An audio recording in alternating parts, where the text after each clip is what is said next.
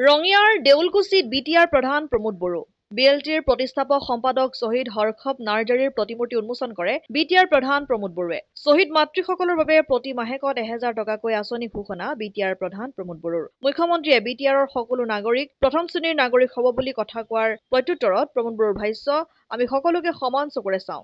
মই এই কথা তেনেকৈ নাভাবো। আগন্তুক বিটিআৰ নিৰ্বাচনৰ মিত্ৰতা সন্দৰ্ভত ফালৰি কটা মন্তব্য প্ৰমোদ বড়োৰ।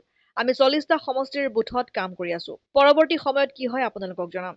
বিটিআৰত কোনো প্ৰতিদ্বন্দ্বী নাই UPPLৰ। জাতীয় সংগঠনে বিচৰা ধৰণে দুটা দল একত্ৰিত হোৱাৰ প্ৰসংগত ভাৰতত অন্য দলসমূহৰ উদাহৰণ দিয়ে।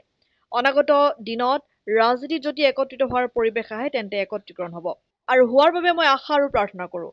আজি বিটিআৰত জনসভা কৰিবলৈ অহা মুখ্যমন্ত্ৰী হিমন্ত বিশ্ব শৰ্মাক আদৰণি জনাইছে বিটিআৰ প্ৰধান প্ৰমোদ বড়োৱে। 5 বছৰত 100 বছৰৰ বুৰঞ্জী লিখিব নোৱাৰি। আমি যিমান পাৰো চেষ্টা কৰিছো। 5 বছৰৰ শান্তি সমন্বয় উন্নয়ন আহিল। চাওক, মুখ্যমন্ত্ৰী ডাঙৰীয়াই কিবা এটা চিন্তা কৰি কথাটো কৈছে, কিন্তু মই তাক ক'ব লগা নাই। কিন্তু ভাৰতবৰ্ষৰ অসমত BTCত যিসকল বসবাস কৰি আছে সকলোকে আমি সাংবিধানিকভাৱে সমান চকুৰে চাওঁ, সমান মৰম, সমান শ্ৰদ্ধা কৰোঁ। গতিকে আজি মোৰ নজৰত মই কাকো তেনেকুৱা নাচাওঁ।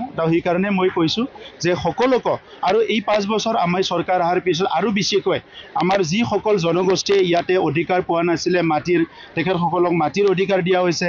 যাৰ ভাষাৰ কোনো এটা স্বীকৃতি নাছিলে, সেইসকলৰ ভাষাটোক লৈ পেলাই আজি আমি ডিক্সনাৰী ওলাইছোঁ, যাতে সকলো শিকিব পাৰে, জানিব পাৰে। যি জনগোষ্ঠীবিলাকৰ বিভিন্ন সময়ত আশা আকাংক্ষাবিলাক পূৰণ হোৱা নাছিলে, সেইটোৰ কাৰণে আমি ভিজন ডকুমেণ্ট ওলাইছোঁ। আৰু চৰকাৰতে এটা কমিউনিটি ৱেলফেয়াৰ ডিপাৰ্টমেণ্ট বুলি ডিপাৰ্টমেণ্টে আৰম্ভ কৰি দিছোঁ, যাতে কোনো ৰাজপথত যাব লগা নহয়।